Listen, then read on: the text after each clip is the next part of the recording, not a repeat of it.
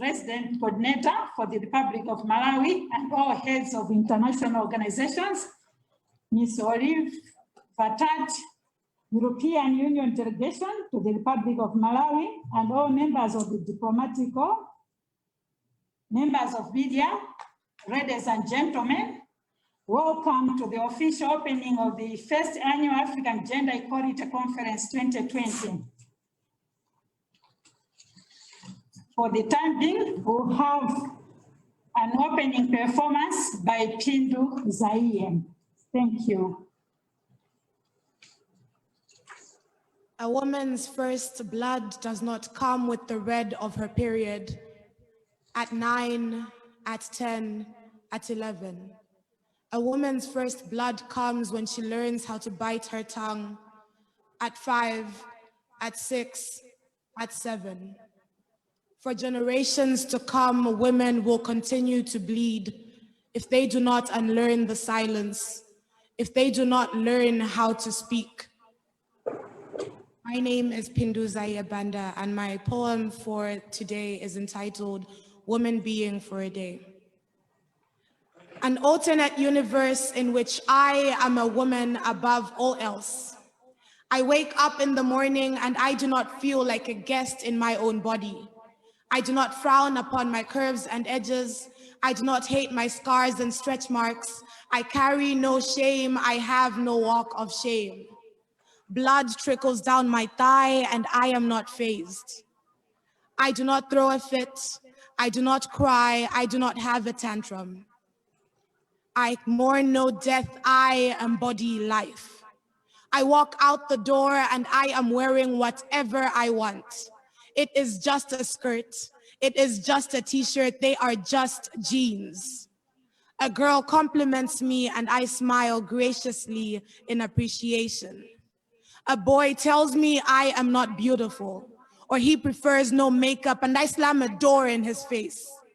I laugh out loud, and when they tell me to act like a lady, I dance on a table.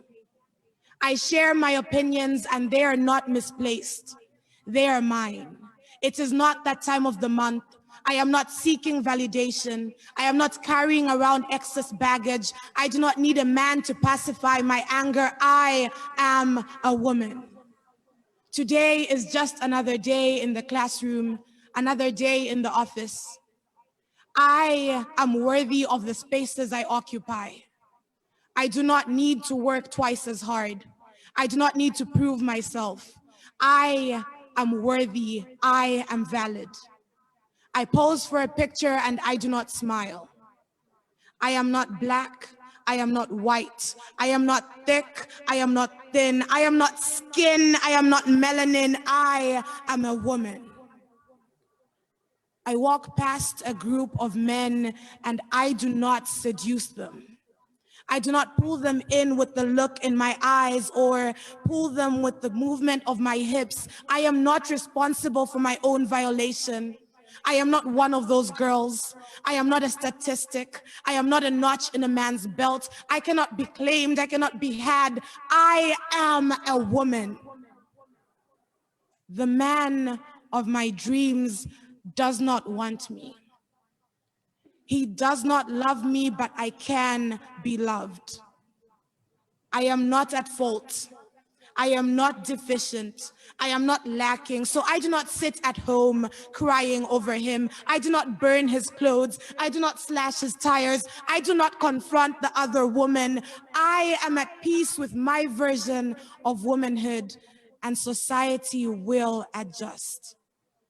Today, I am a woman being with no strings attached.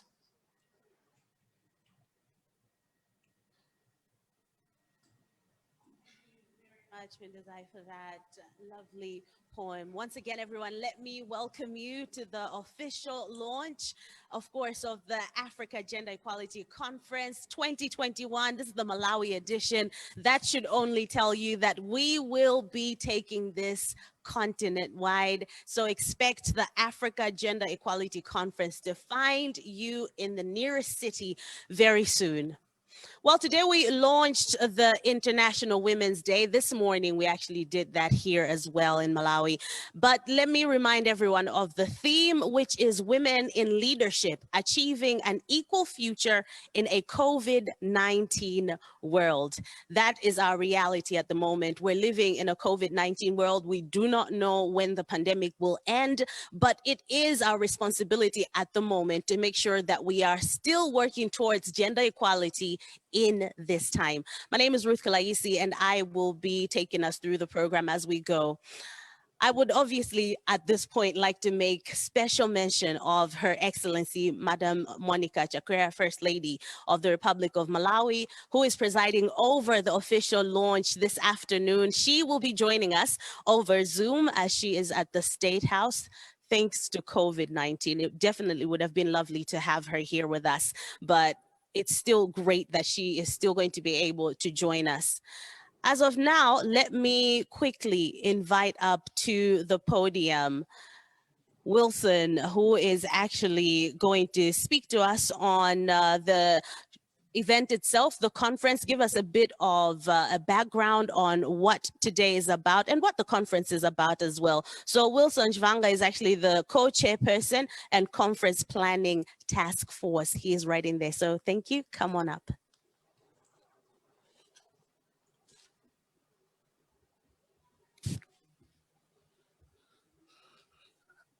Your Excellency, Madam Monica Chakwera, the First Lady of the Republic of Malawi, Your Honor, Madam Mary Chilima, spouse to the Vice President of the Republic of Malawi, Honorable Dr. Patricia Kaliati, the Minister of Gender, Community Development and Social Welfare, and all protocol observed. Ladies and gentlemen, it is my pleasure to welcome you to this official opening of the Africa Gender Equality Conference. A few months ago, we set on a journey to convene what we believe would evolve into the biggest gender equality conference and platform on the continent. And today we're here to witness the beginning of this journey. Ladies and gentlemen, it is my pleasure to let you know that we are convening this conference and we're bringing together over 3,000 participants who are joining in from across Africa, from 38 countries across Africa who are tuning in over the next 3 days.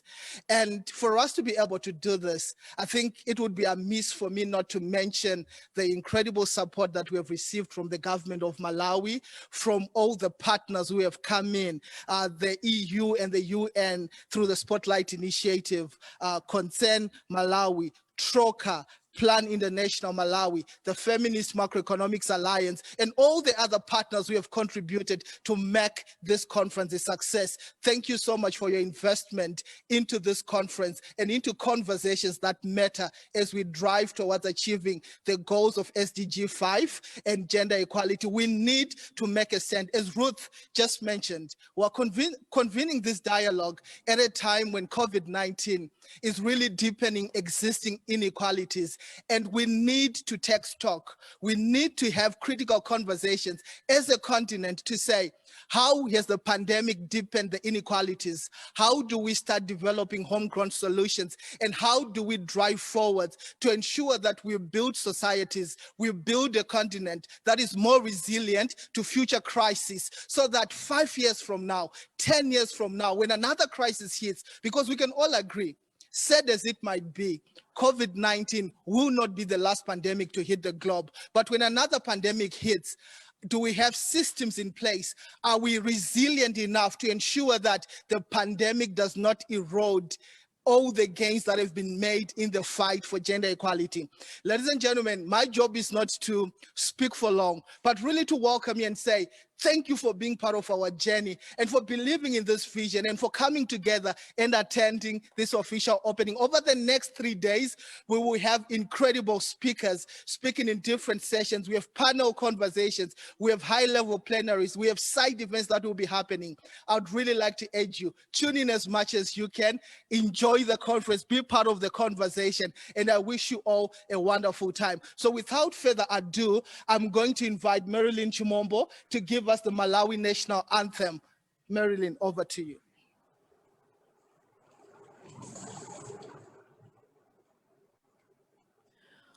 Oh God, bless our land of Malawi.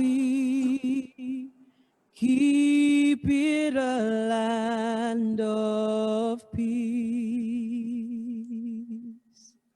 Put down each and every enemy, hunger, disease, envy.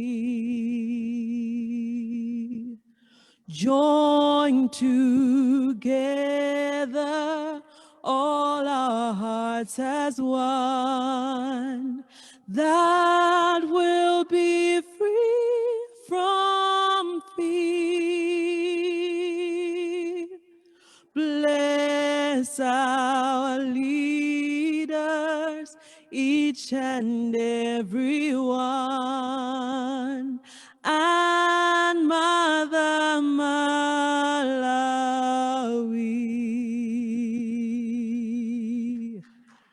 our own Malawi, this land so fair, fertile and brave and free,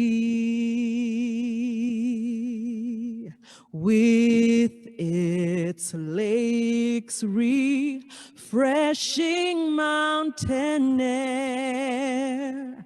How greatly blessed are we. Hills and valleys, soil so rich and pure, give us a bounty free. Wood and forest, plain so broad and fair, oh, beauteous Malawi.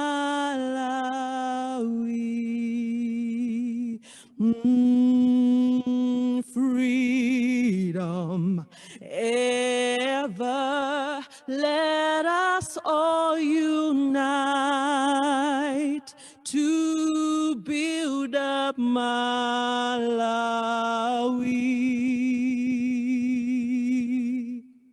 With our love and zeal and loyalty, bringing our best to her. In time of war or in time of peace, one purpose and one goal. Men and women serving selflessly in building Malawi.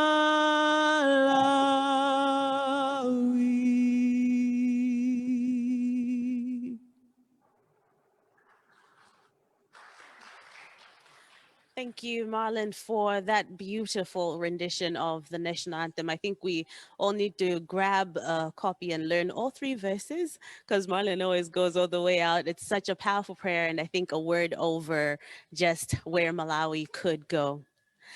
Well, as we shared earlier on, this opening of the conference is actually being presided over by the First Lady of the Republic of Malawi. So let me now hand it over to the State House so that we can hear from her. Thank you. Welcome to State House, and now we have a statement by Febe Kasonga, and she is the Country Director of Plan Malawi. Over to you, Febe Kasonga.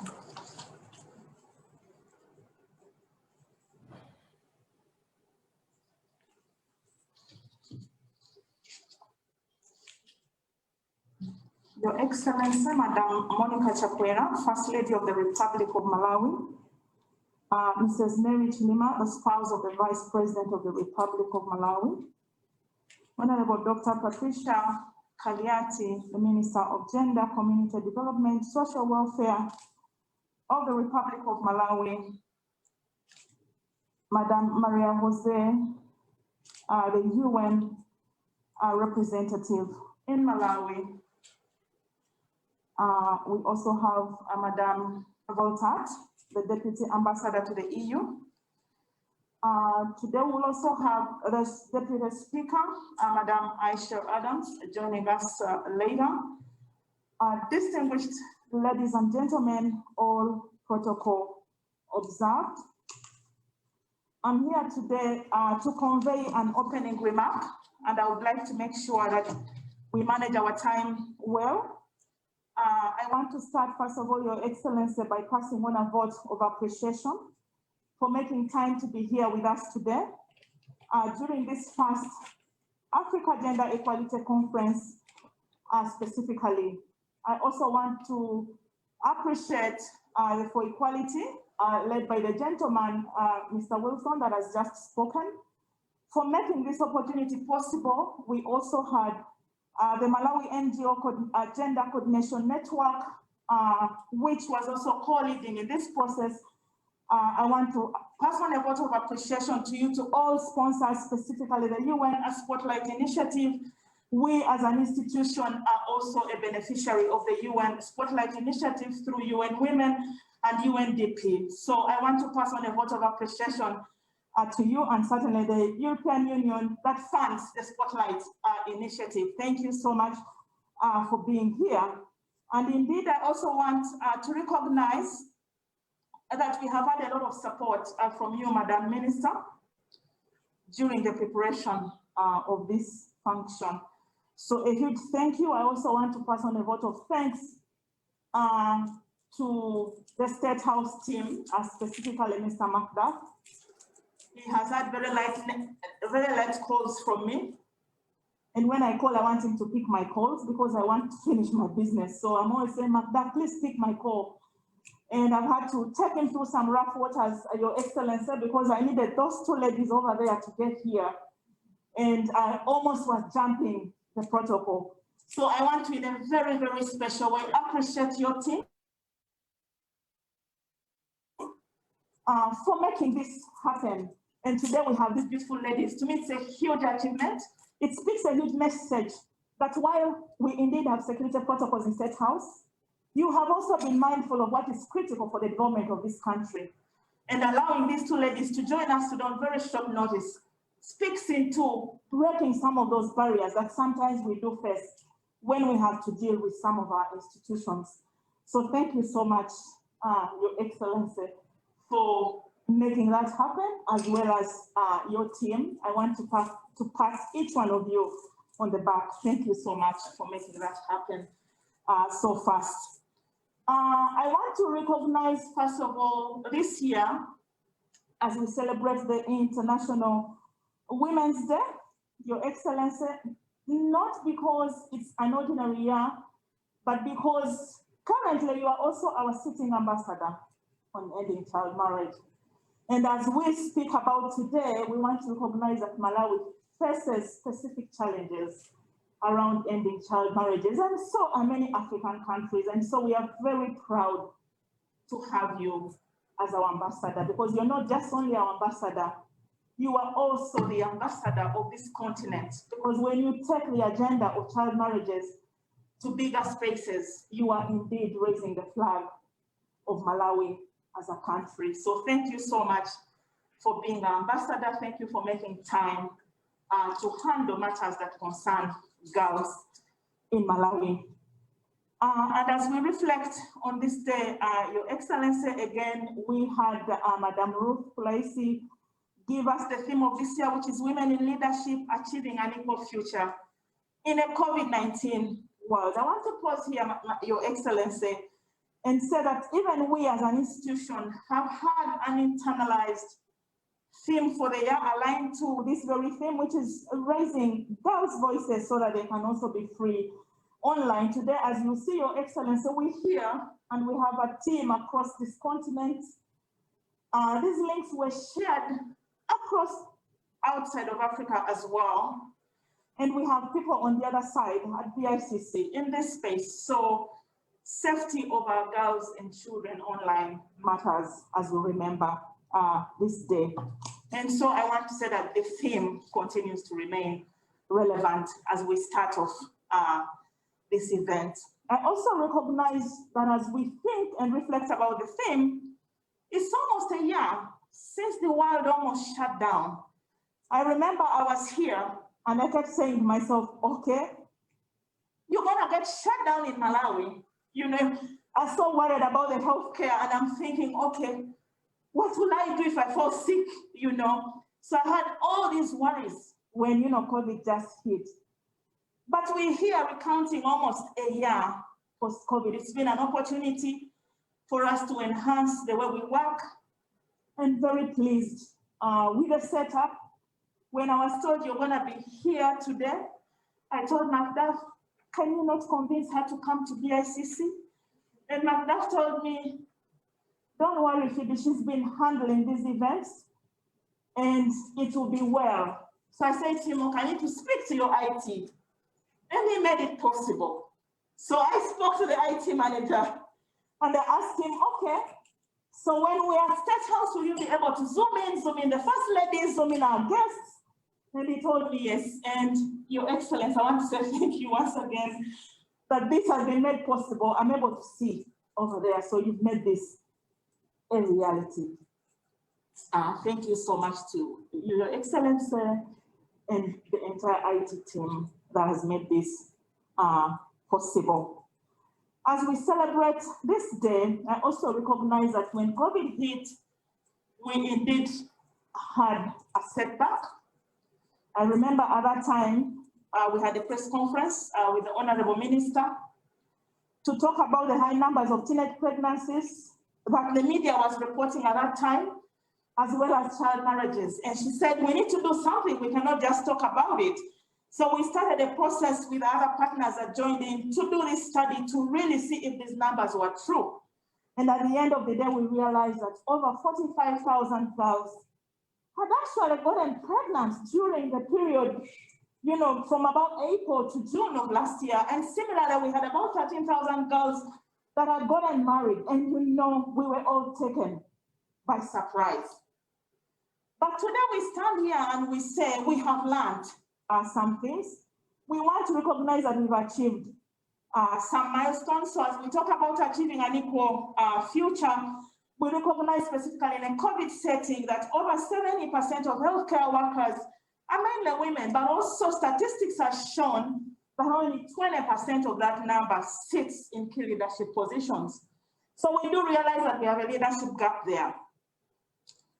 And this information is reported on the Relief Web. The Relief Web is a humanitarian site that picks pretty much a lot of information and just writes out reviews. So it's well-researched information, and this information is as at the 4th of March of this year. So that report also noted that women faced increased workload. They had, of course, chores at home, children at home, they have to study, some are studying online. There was a huge gender pay gap. And so those are some of the things we want to look at as we commemorate this day. Back to Malawi again, we also take stock of progress that has been made, and one of which is a commitment to end child marriages. And as I stand here, I want to start by offering a commendation specifically to the government of Malawi, Your Excellency, our partner organizations such as the UN agencies, again, represented by the UN Resident Coordinator in totality because she oversees the entire UN in Malawi.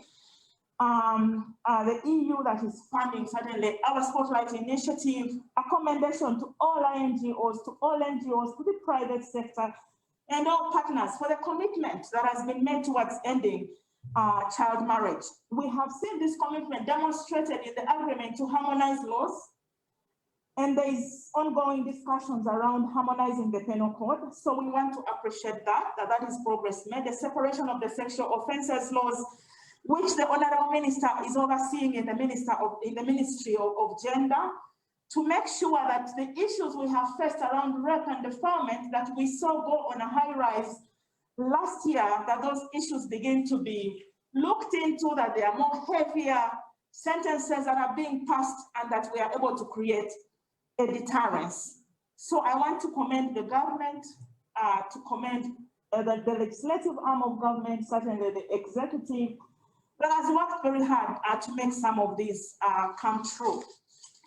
I also want to commend the government of Malawi, Your Excellency, on behalf of the President and the entire executive, for appointing female judges.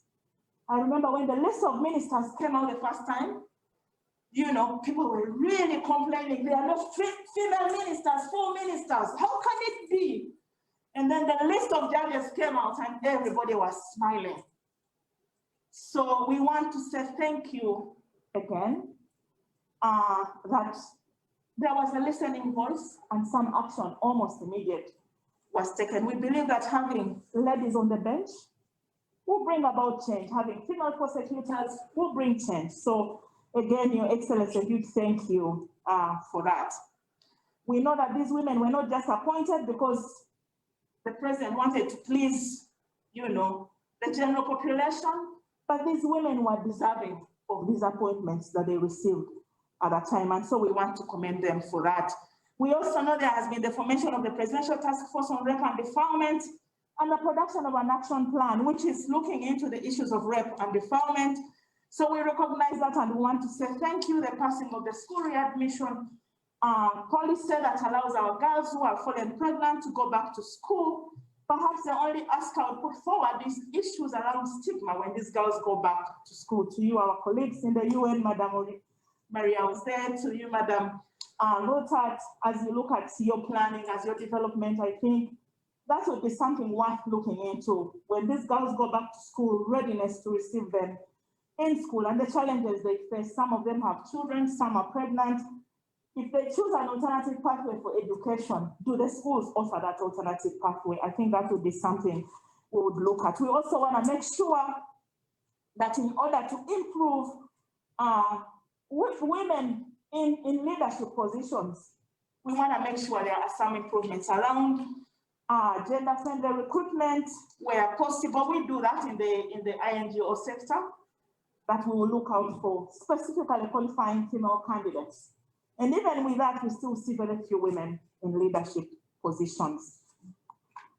I want to talk about the role of men. I think that becomes very important. As we remember this day, it will be important to also recognize that men, boys, young men all play a role as we celebrate this period. I want to also talk about us creating that enabling environment that brings women in the workforce. And I think what we need is just to make sure that there are some flexibilities. Where I work with made a provision, you know, you can work flexibly. If you have children that need to study, you know, support them, but just make sure you deliver on your work. That cannot be applied everywhere, but wherever we can apply it, I think it will be very helpful in terms of being able to advance women. So the last one I want to talk about again is around us ensuring, and especially to our colleagues that mainly fund our programs, is around economic empowerment or changing the condition and position of these girls. That today, if they are pregnant, maybe what they need are just general supplies. But how do we ensure that we prepare them for tomorrow? That we are building a Malawi not for now, but building a Malawi for posterity that looks at these girls tomorrow. Because, you know, if you give them just supplies today, tomorrow they'll still come back and require those supplies. So maybe something more longer term would be very helpful for our girls. With these remarks, Your Excellency, distinguished guests, ladies and gentlemen, I would like to end here. Thank you so much for listening to me.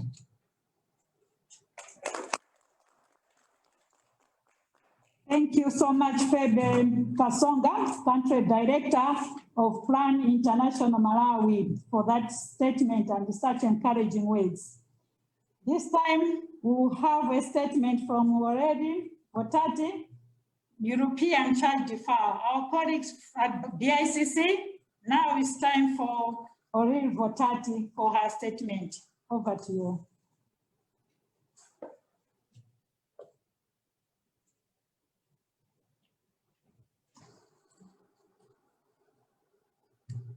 Your Excellency, Madame Monica Chakwera, First Lady of the Republic of Malawi. Your Honor, Ms. Mary Chilima, spouse of the Vice President of the Republic of Malawi. Honorable Dr. Patricia Kariati, Minister of Gender, Community Development and Social Welfare of the Republic of Malawi. Ms. Maria Jose Torres Macho, United Nations Resident Coordinator to the Republic of Malawi, and all heads of international organizations and all protocols observed. It gives me great pleasure to be here, and I would like to join the words of Phoebe to really commend for the organization of this event. I think it shows a very strong team spirit from all the people who have been involved that we are able to organize such an important event, the first Africa Gender Equality Conference for 2021 here in Malawi, online, physical, in different places. So this is a great achievement, and I want to really thank and commend everyone for this. We mentioned the theme of this year, women in leadership achieving an equal future in times of COVID and in a COVID world.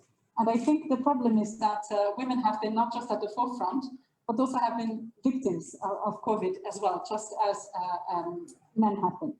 And so they have been more exposed. They are leaving maybe behind families, and we have to also consider the big sacrifice that many of the health workers, teachers, and women who have been in the forefront have paid during this crisis. So you probably know the figures for women heads of government and heads of state are not fantastic. To date, we have 22 countries in which women are heads of state or government. This is good, but of course it's not enough, because if we want to achieve equality, it will take us 130 years to achieve this result by the rate we're going today. So what can we do about this? As Europeans, we're quite proud about the steps we're taking towards gender equality and women empowerment, but by no means we are perfect, not at all, because we, just as many other countries, are also seeing women not being empowered enough in their countries, not being treated equally in their countries. And in fact, if you look at SDG number 5, gender equality, no country has achieved full gender equality today. So we are all on a learning path, and we all need to support each other to find creative ways and innovative ways of how we can achieve gender equality, whether it's here in Malawi, in Europe, or in the world. I just want to share with you some examples of how gender equality is really at the core of EU work here in Malawi. One example is in education. So we support girls' safe access to education in secondary school, but also in vocational training. And we're very happy to say that through one of our programs, this year we have 2,521 bursaries who have gone to vulnerable secondary school students, of which 2/3 are for girls. So you see, we're not just achieving equality, we're trying to be proactive and to really help girls overcome the barriers that exist to educate them. Similarly, we are working with vulnerable boys and girls to bring them to school and to teach them skills. And out of 931 vulnerable youth, over 700 are girls. So really, we are really targeting not just those who would have access to school, but also those who will never have the chance to go to school. I know, Your Excellency, how important it is for you that girls have access to education, because you have lived it firsthand, the chance of being educated. We are also working to mainstream gender-based violence education. And this is very important because as you have launched the fight against gender-based violence here in Malawi, and also through the spotlight, we have seen that girls and boys have a role to play. So we don't want to just focus on girls, we also want boys to really play a very important role. And Minister, this is something that you keep repeating, and I think it is very important. Boys play a huge role in this fight. We also have a justice program in which we have victim support units. I'm very happy to report, I was talking to the Inspector General last week, and we are so proud that over 20,000 cases have been looked into this year, and over 10,000 of those specifically on gender-based violence. So this is an area that we're tackling really strongly with the judiciary arm here in Malawi. And we have also supported women political participation in our programs. Last but not least, we have social cash transfers. 70% of all the people we have supported for social cash transfers are women. And as we know, when women have some money, they will spend it on kids' food, kids' education. And this is also something that we have seen having a lot of effect on our programs. Of course, last but not least, our EU-UN Spotlight initiatives, which I'm sure you have heard about. The objective is very ambitious to eliminate, not just to reduce, but really, we don't want to see any violence against women and girls in the future. So what are we doing there? It is a program that is running in 24 countries around the world, of which Malawi has been chosen as one of the countries. Why? Because Malawi has, of course, some challenges, but also because it has proven that it can really move towards a better life for women and girls, particularly through the Child Marriage Act and other initiatives that you have launched. So I know Maria Jose will mention it a little bit more. We also have a side event today, which is dedicated to the topic. So I invite you to join if you're interested in this topic. Today is my son's birthday. He was born on the 8th of March, and it gives me a lot of pride to say that he is very well aware of women's rights, not the least because this is his day as well. So my message is, we cannot do it without men. You know, girls' rights, women's rights, this is something that we have to do together. If half of the population of the world is not living the same life as the other half, we will suffer in the end. You know, we have to look at it as something we have to do jointly. Also, we will never achieve Malawi's Vision 2063. We will never achieve the SDGs if we don't, you know, stick together and do this together. So I wish you a lot of work for those 3 days. I hope you learned a lot of things today and for the next 2 days. So thank you, everyone.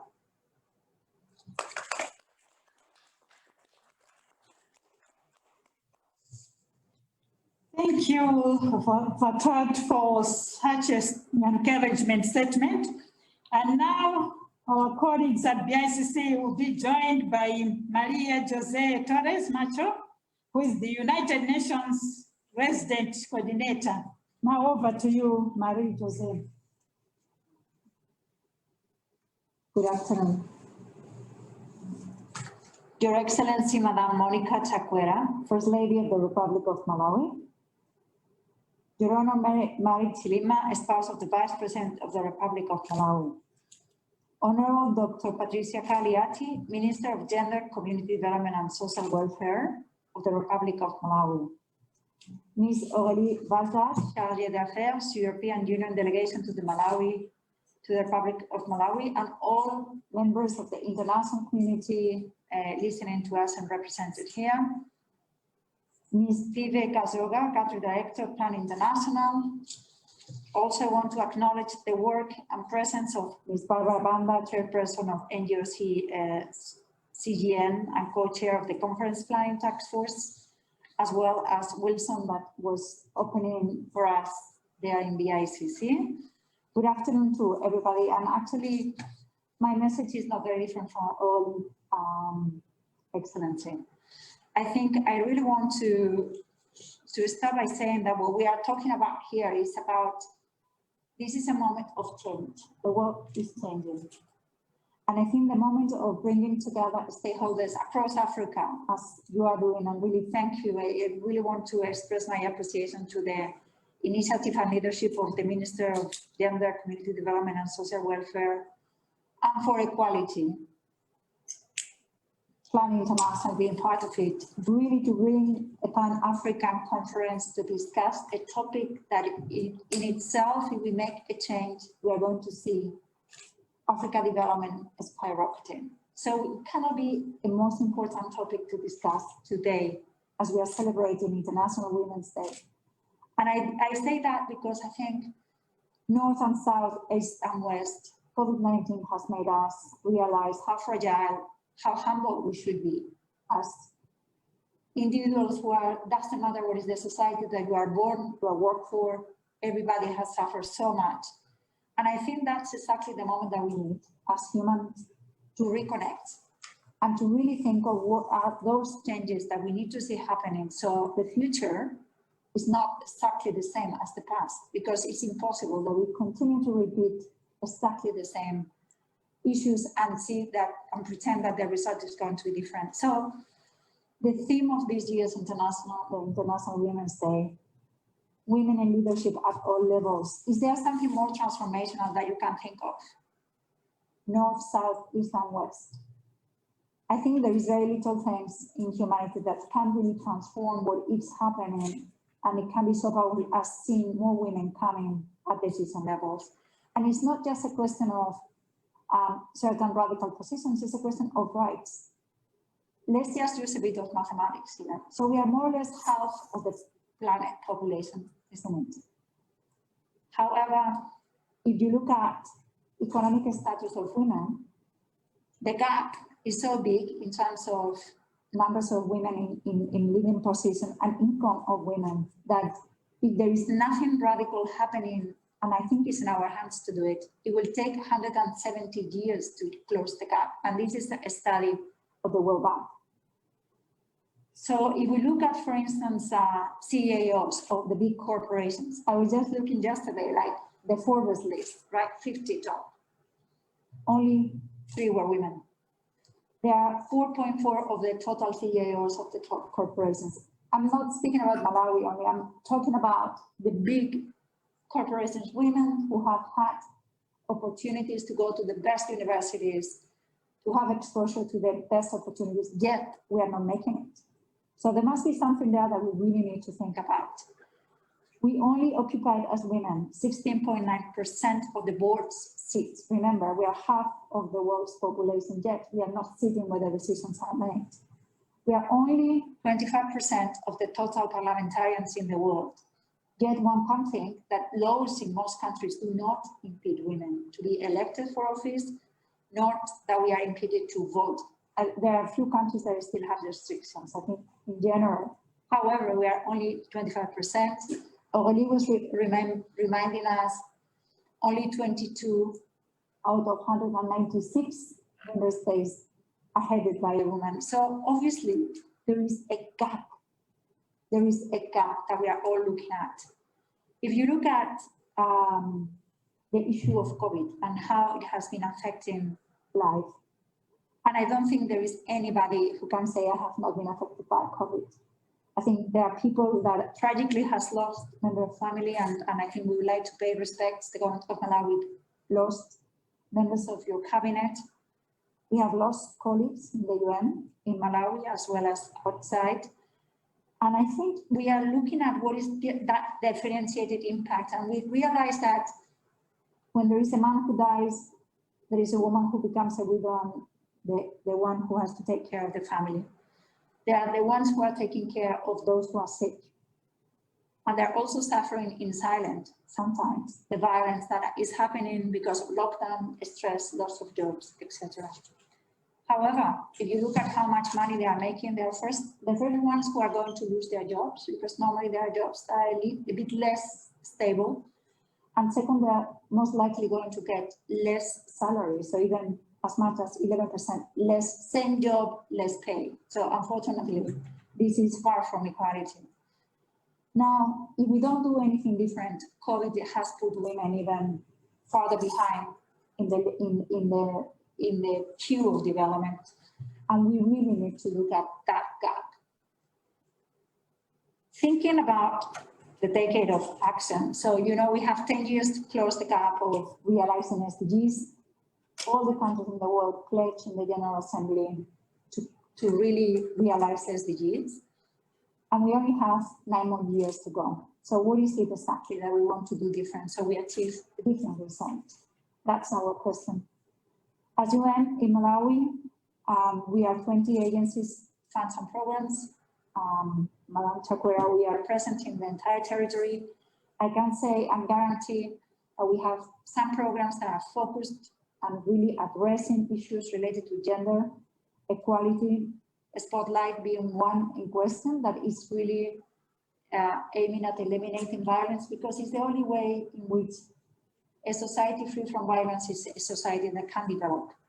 Because violence only is not, it may be exercised in the body and the minds of the women, but it does affect the family, it does affect the community. So we really need to go for an elimination, bringing together the UN family and the European Union under the leadership of the Ministry of Gender and the Ministry of Local Government. That's a very important step. As already mentioned, the only reason why Malawi was selected is because you already had a very stellar record in trying to stop child marriages. It was in your laws.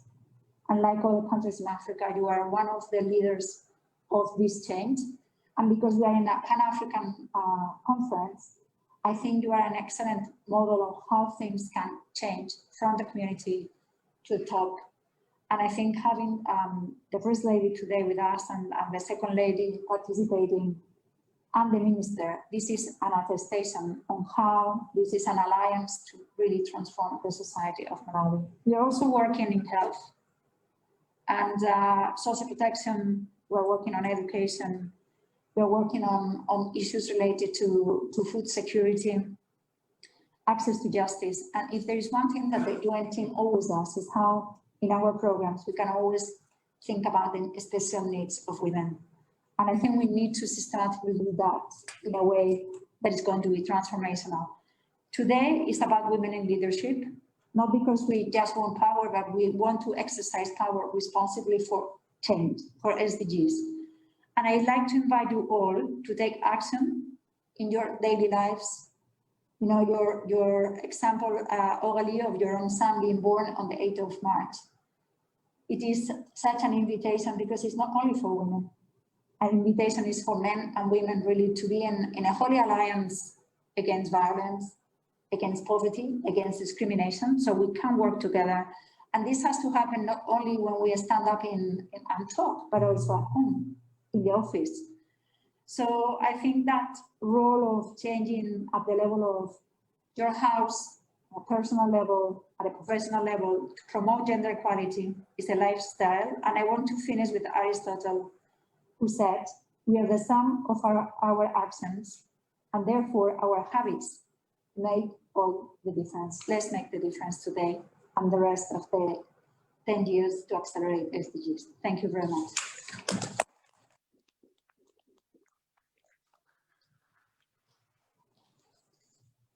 Thank you, Maria Torres, UN Resident Coordinator, for such great remarks. Now we'll be joined by Honorable Dr. Patricia Kariati, Minister of Gender, Community Development and Social Affairs. And after her remarks, the Honorable will invite Her Excellency, Madam Monica Chakwera, for her opening address. Thank you.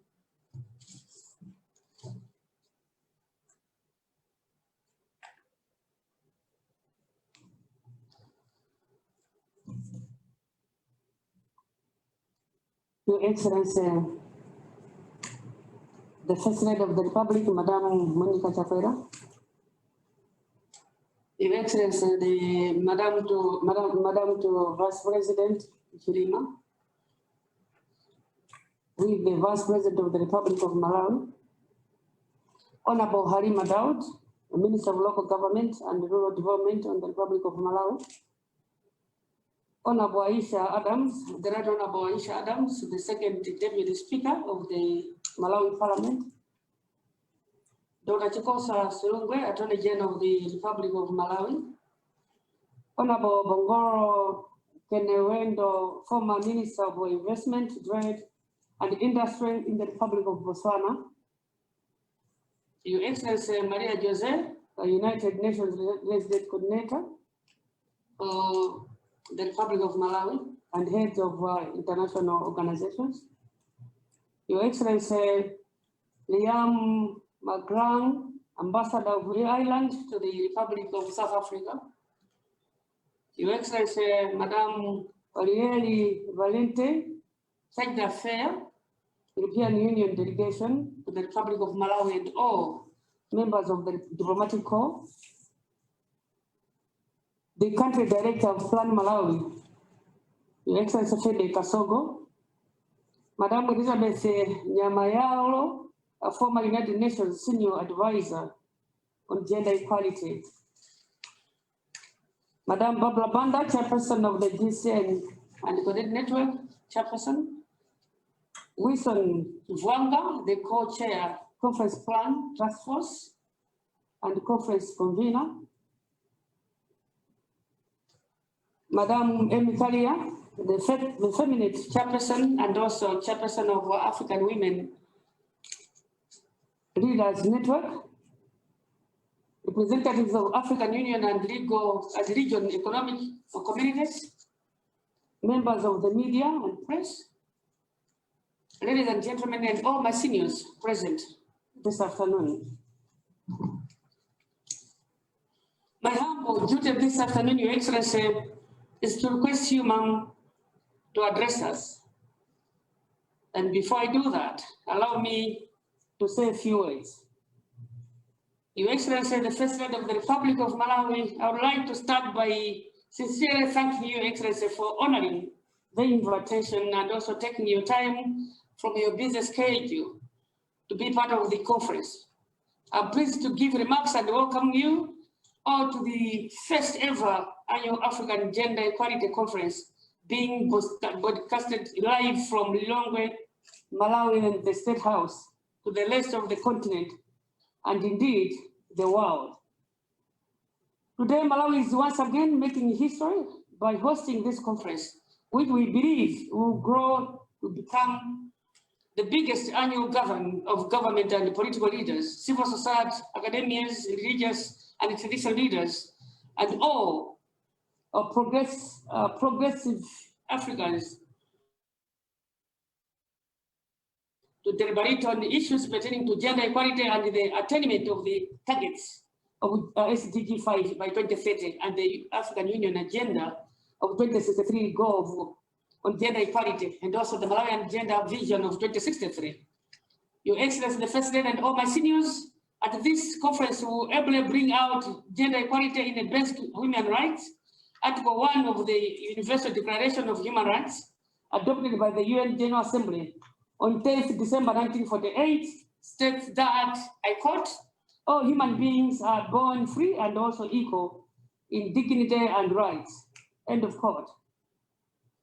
And Article 2 states that, I quote, everyone is entitled to all the rights and also freedom set forth in this declaration, end of quote. Despite this clear declaration and many other progressive international, region and national laws, policies, treaties, and agreements, gender equality has remained an elusive target.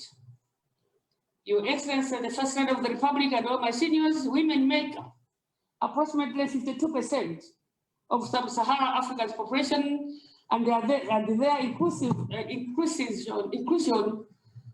from decision-making, economic, education, etc., has a high cost of unrealistic potential on the continent. According to the African Human Development Report of 2016, Advancing Gender Equality and Women's Empowerment in Africa by UNDP, gender inequality is costing sub-Saharan Africa on average of $95 billion a year, picking up 105 billion in 2014, or 6% of the region's GDP, jeopardizing the continent's efforts to inclusive human development and also economic growth. The adverts of COVID-19 have further deepened and worsened the existing inequalities and eroded some of the gains made over past decades to advance gender equality. The pandemic is deepening pre-existing inequalities, exposing vulnerability in social, political, and economic systems, which are in turn amplifying the impacts of the pandemic on women and girls globally. It is clear from evidence that women have been disproportionately affected by the COVID-19 pandemic. Your Excellency, across every sphere, from health to the economy, security to social protection, the impacts of COVID-19 are worsened from women and girls simply by virtue of their sexual.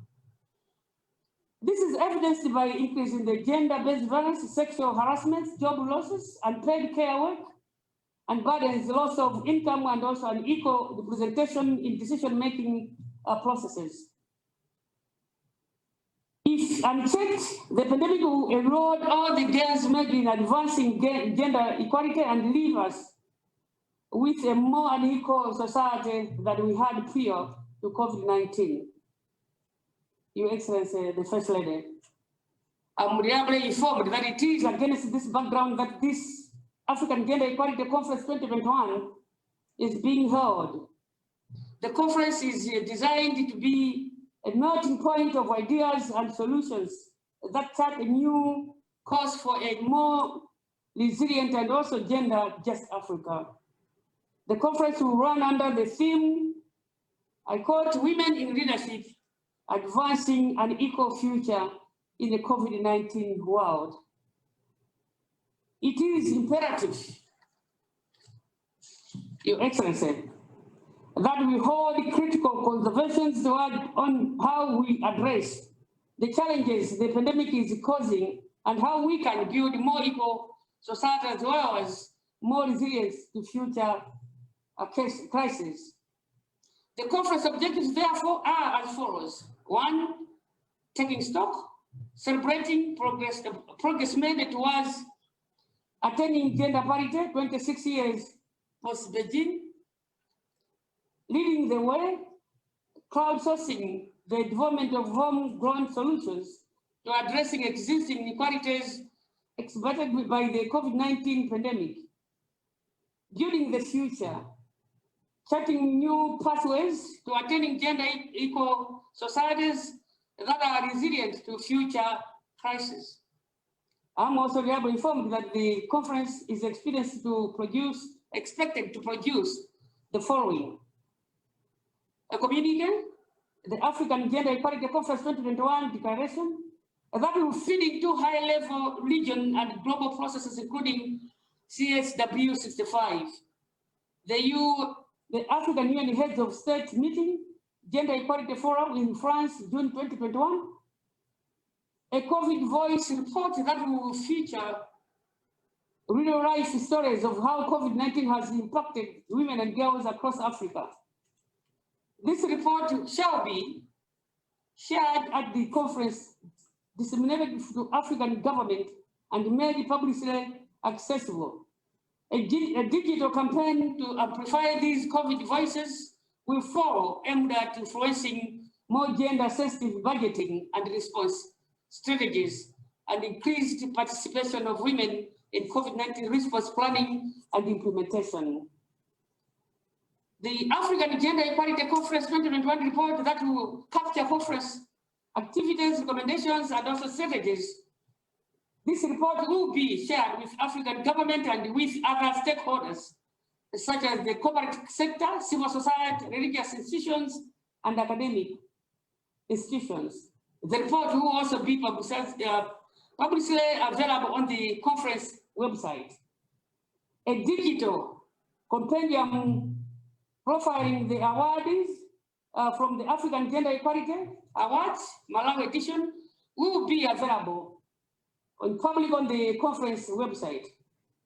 Your Excellency, the First Lady of the Republic of Malawi and all my seniors, my ministry under the leadership of His Excellency, the State President of the Republic of Malawi, Dr. Lazarus Chakwera, is committed to achieve gender equality in Malawi.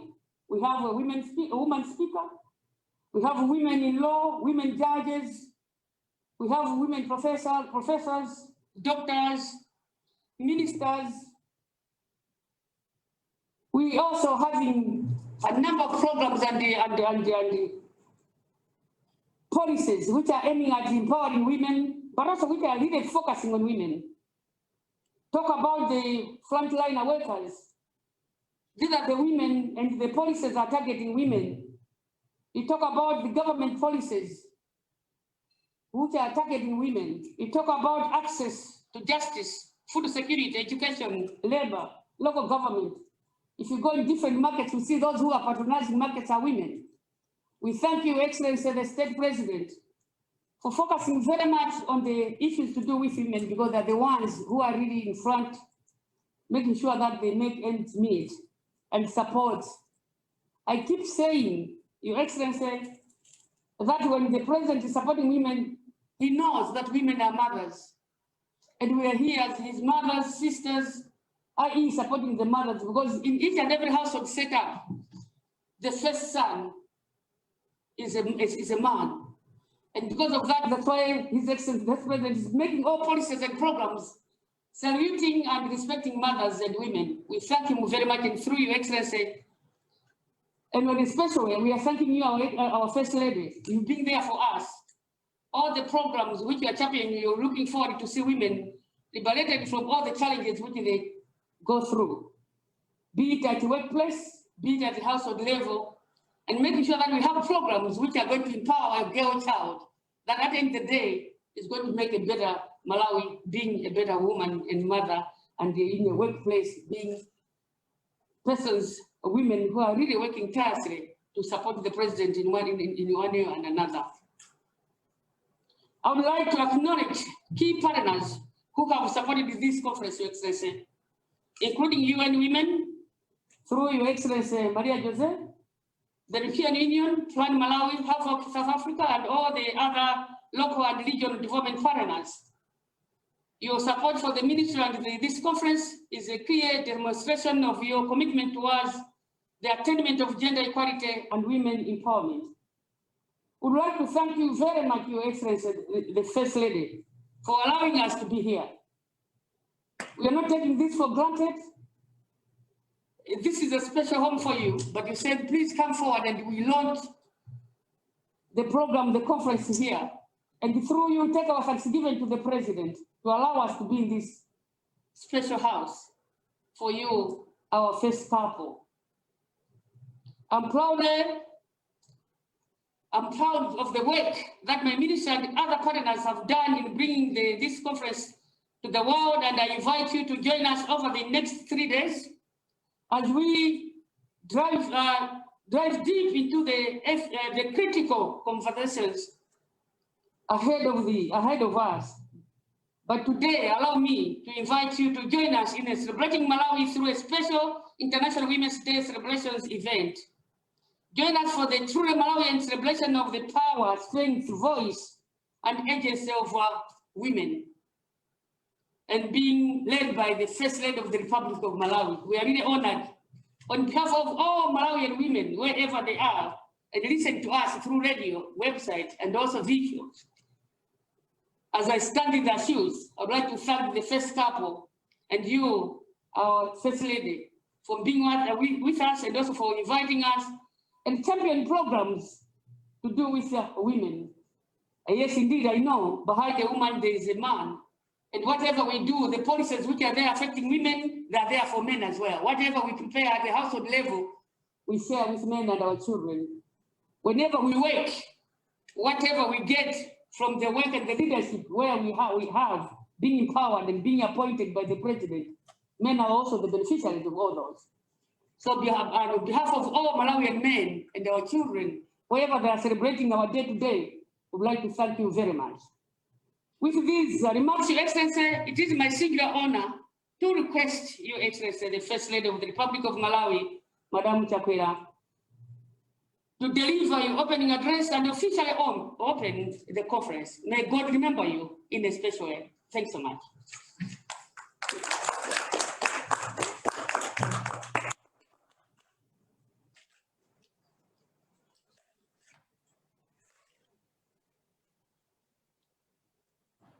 Mrs. Mary Chilima, spouse to the Vice President of the Republic of Malawi. Honorable Dr. Patricia Kariati, Minister of Gender, Community Development and Social Welfare of the Republic of Malawi. Honorable Halima Daud, Minister of Local Government and Rural Development of the Republic of Malawi. Honorable Aisha Adams, Second Deputy Speaker of the Malawi Parliament. Dr. Chikosa Silungwe, Attorney General of the Republic of Malawi. Honorable Bagolo Kenewendo, former Minister of Investment, Trade and Industry of the Republic of Botswana. Ms. Maria Jose Torres, United Nations Resident Coordinator for the Republic of Malawi, and all heads of international organizations. Your Excellency, Mr. Liam McGavin, Ambassador of Ireland in the Republic of South Africa, Ms. Oriol Farad, chairs the first European Union delegation to the Republic of Malawi, and all members of diplomatic corps. Ms. Phoebe Kasoga, Country Director, Plan International Malawi, and all members of regional and local organizations. Madam Elizabeth Nyamayaro, former United Nations Senior Advisor on Gender Equality. Ms. Barbara Banda, Chairperson of the NGO GCN and Co-Chair, Conference Planning Task Force. Mr. Wilson Shivanga, Co-Chair, Conference Planning Task Force and Conference Convener. Representatives of African Union and regional economic communities, members of the media and press, ladies and gentlemen. I am greatly honored to be given this opportunity to preside over the official opening of the first annual Africa Gender Equality Conference, being held live from Lilongwe, Malawi on the International Women's Day 2021. Welcome to the home heart of Africa. Virtual or physically, you're all welcome. This conference is a big opportunity for all of us to discuss challenges and opportunities to advancing gender equality under the UN global theme of Women in Leadership, Achieving an Equal Future in a COVID-19 World. I hope COVID-19 will end soon. Ladies and gentlemen, in the final quarter of the year 2020, I humbly accepted and took on the role of ambassador for ending teenage pregnancies and child marriages in Malawi, as explained by our country director, Plan International, because of the impact of the COVID-19 pandemic on the future of the girl child, among others. I wish I could tell you that Malawi has been spared of the negative effects of the COVID-19 pandemic. However, the first wave of the COVID-19 in Malawi saw over 45 girls pregnant and 13,000 children married between April and August 2020, like the country director for Plan explained already. I'm sure that each nation represented here today has experienced its own downward spiral on the gains made in different sectors across the globe. Some many times over, some maybe a little bit less. It is clear that COVID-19 pandemic has and is deepening pre-existing inequalities, exposing vulnerabilities in social, political, and economic systems, which are in turn amplifying the negative impact of the pandemic on women and girls globally. It is heartbreaking, but we have to concede that these negative effects will be felt by millions of women and girls after the COVID-19 pandemic. Ladies and gentlemen, another sad reality of the negative effects of the pandemic is the increase in violence in all its forms against women and girls. Never in my life have I witnessed such an increase in reports of sexual violence against women and girls, which has been quite depressing. I'm sure many of us have been depressed to hear all those stories. happening. This has to stop. It has to stop. It is my hope that this conference will deliberate on these ills in an honest and fearful manner and come up with recommendations, innovative strategies and solutions to combat and end violence against women, girls, and children. Once and for all, I hope we can look behind and say we were there, but now we are here. I'm sure this conference will make that much difference. As you will hear throughout the conference, through the COVID Voices series, stories and lived experiences of women and girls from across the continent on how the pandemic has affected them, it is my hope that we'll all be propelled into action at both individual and collective levels. This time for strong practical action, the time for strong active action is now. It is my prayer that all of us convening here, even though virtually, will put out our heads together and come up with the much needed solution to address the ills in the pandemic and all the ills that the pandemic has brought. One of the most critical areas will be to diligently address the prevailing norms by working with and supporting boys and young men, as other speakers have already said. We need to support boys, young men, and all stakeholders to improve the condition of girls and foster an enabling environment to achieve gender transformation and inclusion. In order to do this, it requires all of us to get into trenches, down on earth, and work to ensure that the lost gains due to the pandemic on the women and girls are regained. And like the minister said, not only regained, but maybe completely out.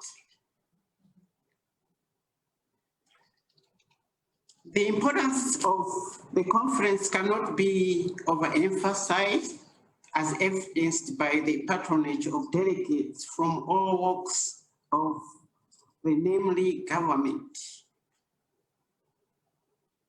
From government, from civil society, from religious institutions, from the private sector. Of course, I hope we were all in like one place so we could see each other, but I hope you can see us from here. And soon we'll be seeing you from the other places, but we are expecting great things from this conference. Let each one of us reflect and make a commitment to do something to make a difference and be part of the change we want to see. So if each one of us works hard, thinks hard, and strategize so that at least we can come up with working solutions so that this problem ends, I'm hoping. And not only reduced, but ends. Because, for example, violence has to stop, and it has to stop all over the place, not only in Malawi, but all over Africa. I know this problem is not Malawi specific, could be Africa specific, so it has to end everywhere. A future where women and girls are safe and free from all forms of violence and are able to achieve their dreams, goals, ambitions, and aspiration in life is possible, and it can, and it will happen. With these few remarks, I invite you all to earnestly and truly take part and attend the 3 days conference from across your countries and the whole continent. Let us all share ideas, best practices, skills, knowledge, and lessons learned as we strive to ensure a gender equal and a just Africa. On behalf of the President of Malawi, His Excellency Dr. Lazarus Chakwera, and the government, I welcome all the delegates to the conference. Malawi, the home heart of Africa, where violence will no longer exist after this meeting, is pleased to host the first annual Africa Gender Equality Conference in the face of COVID-19. With these few remarks, I hereby declare the conference officially opened. I thank you very much.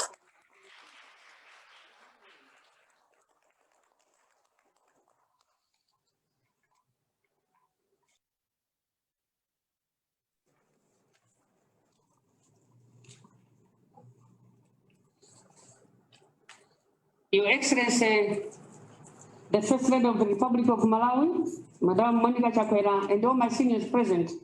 This afternoon, the African Gender Equality Conference, which you officially opened, Your Excellency, has also awarded the Lifetime Achievers. And we are really honored and humbled to have you to give the awards to the Lifetime Achievers who we have with us here. Your Excellency, allow me to present to you the Lifetime Achiever Award, which is going to Mrs. Amy Karia, at the ceremony of the Lifetime Achievers Award, presided by you, Your Excellency, the First Lady. Today, the 8th March 2021, at Camus Palace. Madam Emma Karia, the winner of the Lifetime Achievers Award. Your Excellency Emma Karia describes herself as a human rights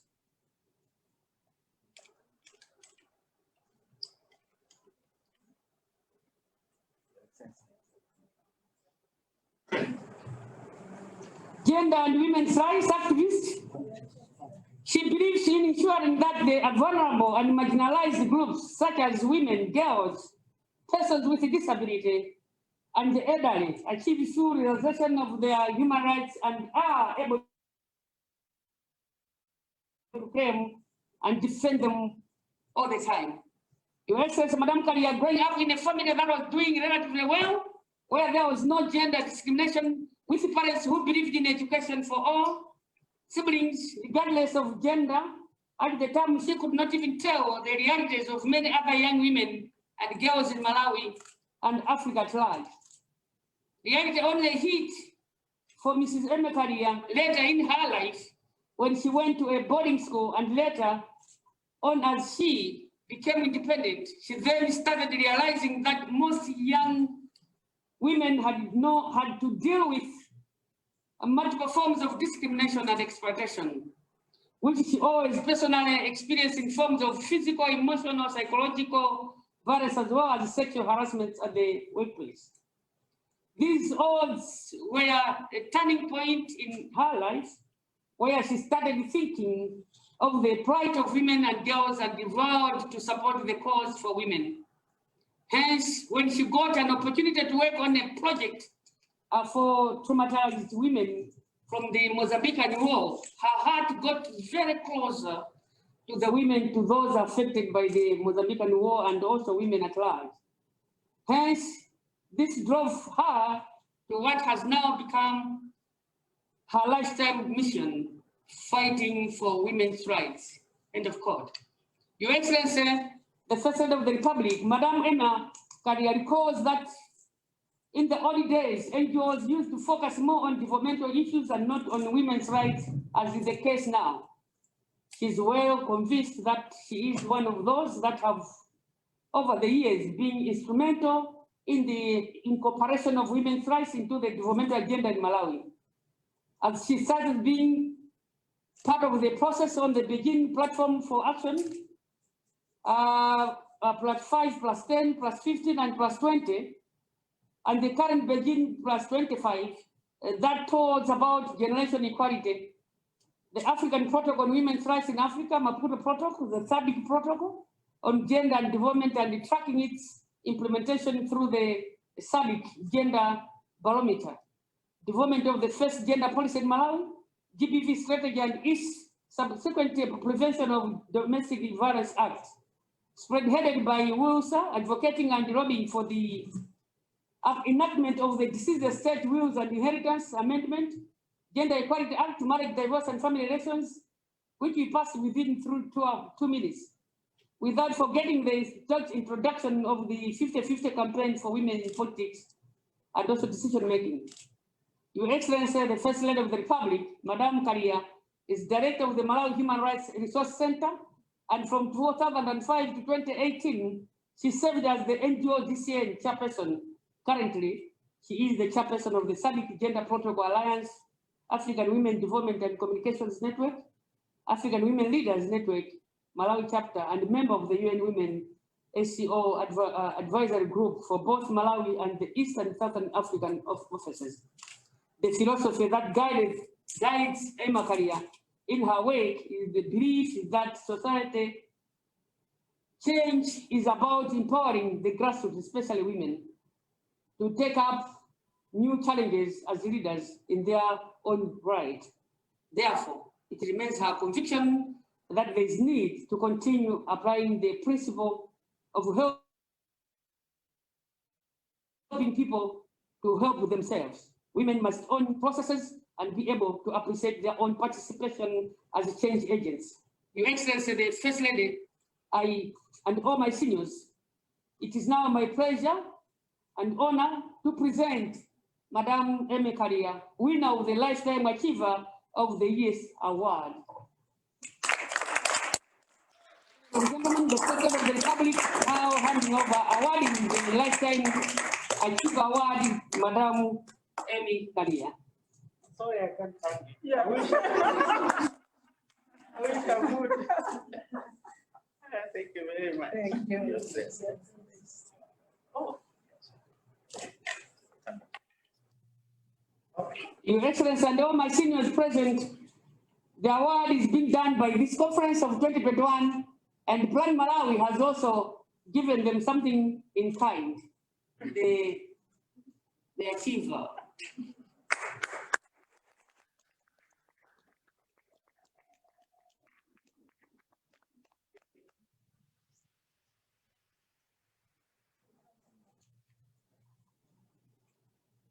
Your Excellency, the First Lady, as I continue thanking you and thanking the first couple, and through the President of the Republic of Malawi, having a number of women in the leadership positions. We have a woman ombudsman amongst all the women in leadership. Today, the African Gender Equality Conference is also awarding one of the daughter of the Soul of Malawi, in support of the appointment of His Excellency the State President. And Plan Malawi has also given this lady something in kind. Your Excellency, the lady which I'm talking about is Madame Martha Kizuma, a winner of the Woman of the Year's Award. Person, especially on things she is very passionate about, such as justice and fairness. Martha Kizuma is an experienced ombudsman with a demonstrated history of working in the government administration industry, skilled in international relations, research, policy analysis, program management, and public speaking. Strong legal professional with a honors degree focused in law from Chakwera College, the University of Malawi. Your Excellency, the First Lady, during the youngest years of Madame Martha Kizuma, she had wanted to be an accountant because she grew up in a Nkula force where her father worked for ESCOM. Growing up in a remote area, being an accountant is all she knew and could dream of. A lady who was married to one of the members of staff at ESCOM occasionally visit and her allegiance and also, it made Madam Martha Kizuma to dream of being an accountant as well. As I quote, that's from Martha Kizuma, I was so small, looked dirty, to even feel like I could talk to her. But even time I saw her in Nkula, I would not think about anything else but how much I wanted to be like her. That time I believed that my only way out of Nkula Force was to become an accountant. End of quote. And thus Martha often recalls. However, after not getting into the accounting course at university, Madame Kizuma found herself in a law school. In the second year of law school, Madame Kizuma, Ombudsman Kizuma, became to truly appreciate the power of the law and how it effectively use can transform lives and even the country for good. The Ombudsman, Your Excellency, soon after graduating from law school, she joined the Malawi judiciary. She started as a senior resident magistrate in 2002. Within the judiciary, she served as a senior resident magistrate, assistant registrar of the High Court and the Supreme Court, and lastly, deputy chairperson of the Industrial Relations Court. In 2011, the Ombudsman, she left the judiciary and government and joined Limbi Tobacco Company as a legal counsel, a position she held until 2015. When she came back to public service as the Ombudsman, this is her 6th year as the Ombudsman of Malawi. Currently, the Ombudsman Martha Kizuma works to ensure the government and its officers are treating its people right. The very name Ombudsman means representatives of the people. Her work is critical because it checks on government abuse of power. Most of the people who use her office are rightly the small people of the society who are at the very end of the society, the very end of the social, political, and also economic spectrum. These are people who ordinarily feel like they don't have a stand to hold the government on its own officers to account.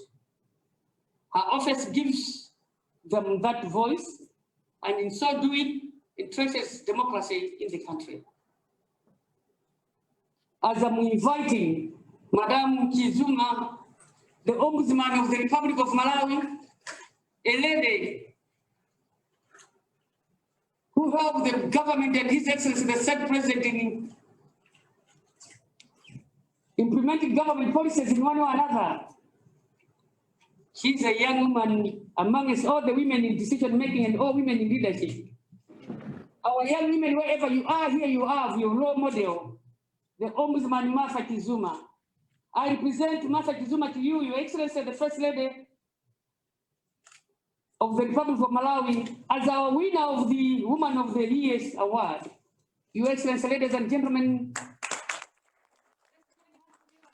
the First Lady, the award is the First Woman Ombudsman in Malawi, Madam Martha Kizuma. Thanks so much, Your Excellency, and we thank the conference, African Gender Equality Conference, for the awarding this lady, and they also Plan Malawi for the amount in kind. Thanks so much, Your Excellency, on behalf of Malawi. Women who are in leadership position. Once again, may God bless you, Excellency, for the work which you are doing for the benefit of Malawian women.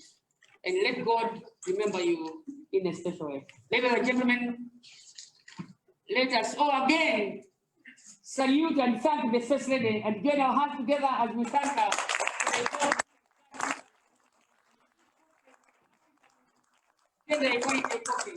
Bless you. Thank you.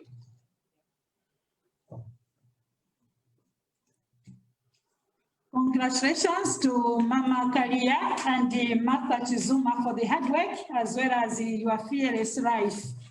Your Excellency, now go back to BICC for a panel discussion. And after this panel discussion, if it pleases you, Your Excellency, that will mark the end of the meeting, and then you can leave the room. But now over to you, our colleagues at BICC. Thank you. Thank you once again, Your Excellency, Madam Monica Chakwera, for that time. And of course, congratulations once more to Woman of the Year, Martha Chizuma, and Lifetime Achievement Award winner as well, Emma Kalia. Congratulations, ladies, for the work that you're doing and for this accolade that you get to carry now. But real quick, we'll jump in.